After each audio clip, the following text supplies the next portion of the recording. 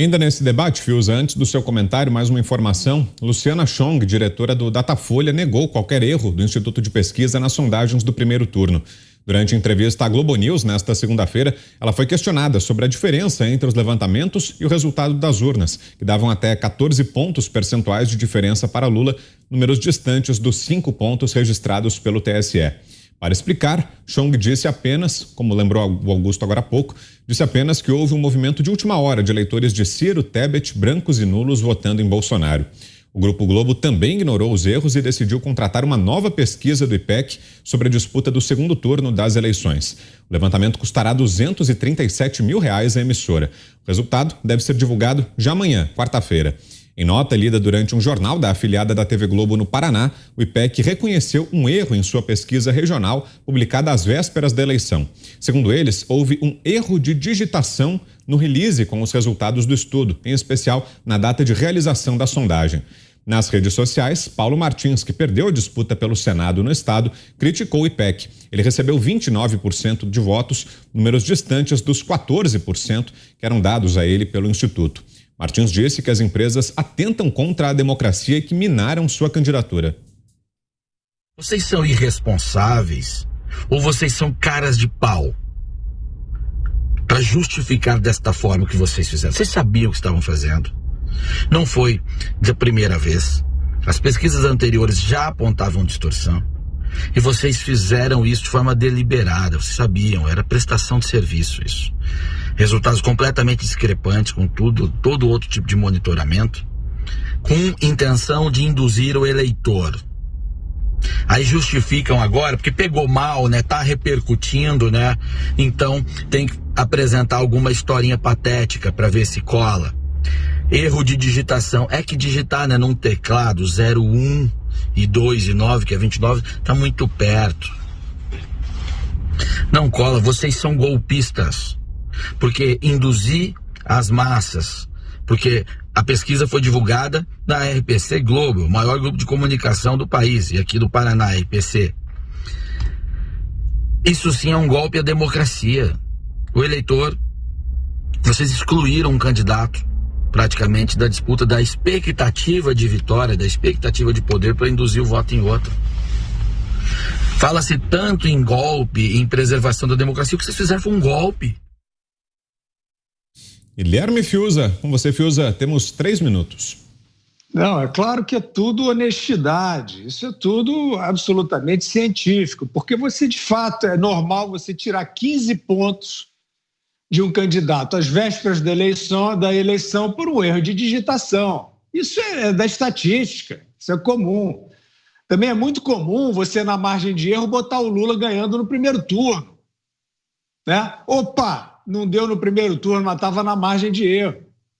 Também é muito normal você estar associado a veículos de comunicação que tentam derrubar o presidente, que tentam derrubar o governo. Isso não é torcida minha, não estou nem aí.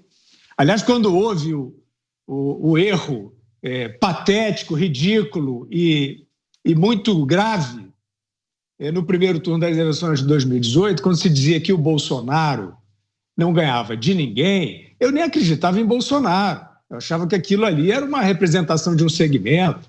Eu achava naquela época que tinha que ter outro para levar adiante a agenda que estava sendo colocada de desintoxicação da máquina, né? Como acabou acontecendo. Só que veio Paulo Guedes e de fato isso está acontecendo nesse governo. Então não tem nada de torcida, alinhamento, etc. Só que evidentemente, esse erro se repete sempre na mesma direção, né? Que coisa, que coincidência, né?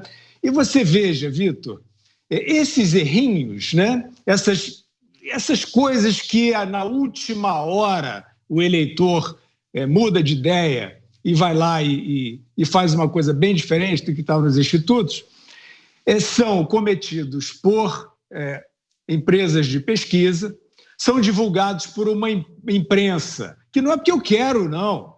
Eu constato com tristeza e lástima.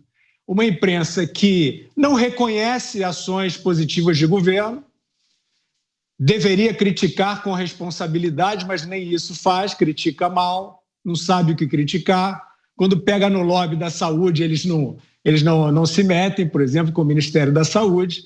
Isso tudo é muito, absolutamente idôneo. Então, você veja que coincidência, né? Empresas de pesquisa, com esses dados divulgados por esta imprensa que só ataca o governo, que é uma coincidência, e que também, por coincidência, estava junto do TSE numa campanha mentirosa para dizer que o brasileiro queria, com o voto auditável, a volta à cédula de papel. Essa mentira foi absolutamente espalhada aí durante muito tempo, tentando demonizar uma ideia que não era uma ideia genial, é uma obviedade.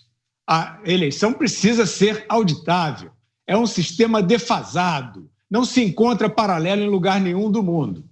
Então, olha que coincidência, né? Que conjunto de coincidências. Essas empresas que divulgam esses dados. Eu costumo dizer o seguinte: quem erra feio, de boa fé, reconhece o erro. Quem mente fingindo que está errando jamais vai reconhecer o erro, vai sempre achar uma explicação, porque o seu pacto é com o cinismo. Às vezes um cinismo muito urbano e bem educado. Então, você veja a coincidência. Esse Tribunal Superior Eleitoral, que faz política, que deveria ser sóbrio, que deveria ter uma compostura de absoluto equilíbrio e que fica disparando flechas contra o presidente da República e o governo federal, que é presidido por um homem que não cumpre a recomendação do Ministério Público para prorrogar o inquérito e, a dias da eleição, quebrar o sigilo do ajudante de ordens do presidente da República.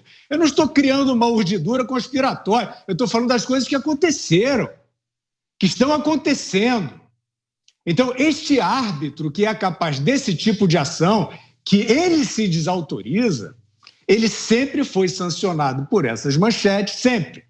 Me mostrem alguma manchete que desabona aí esses disparates, essas exorbitâncias políticas do TSE.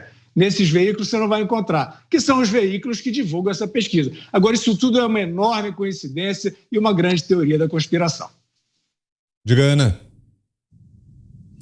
Vitor, o Paulo Martins, ele colocou que o IPEC, a justificativa do IPEC, ele colocou no perfil dele no Twitter e diz o seguinte: o IPEC esclarece que por um erro de digitação no release enviado para a RPC, contendo os resultados da terceira rodada da pesquisa realizada no estado do Paraná, divulgada pela emissora no dia 1º de outubro, no sábado, informou equivocadamente o período de campo da pesquisa. Agora eu vou pedir o nosso querido Cleiton Binha, nosso Bernardinho, para colocar um print na tela, porque esse print na tela mostra o seguinte: IPEC Paraná, votos válidos, Álvaro Dias tem 41%, Sérgio Moro 35% e Paulo Martins 14%.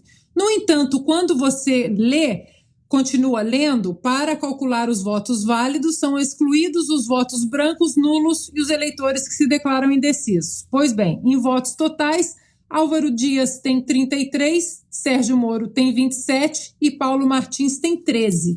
Ou seja, erraram duas vezes a digitação, o 14% lá em cima e o 13% um pouco mais embaixo.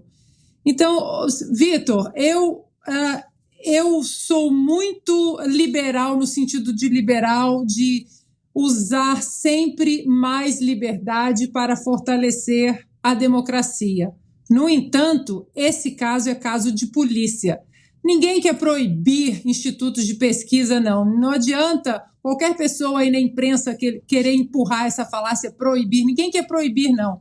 Mas assim como qualquer empresa que cometa danos, essas empresas, que são esses institutos, elas precisam ter uma investigação, sim, e pagar por possíveis danos, né? Danos criminosos. Porque existe uma grande diferença entre erro e mentira, entre erro e fazer parte de um conglomerado que existe hoje à luz do dia diante de todos os brasileiros para derrubar um governo legitimamente eleito.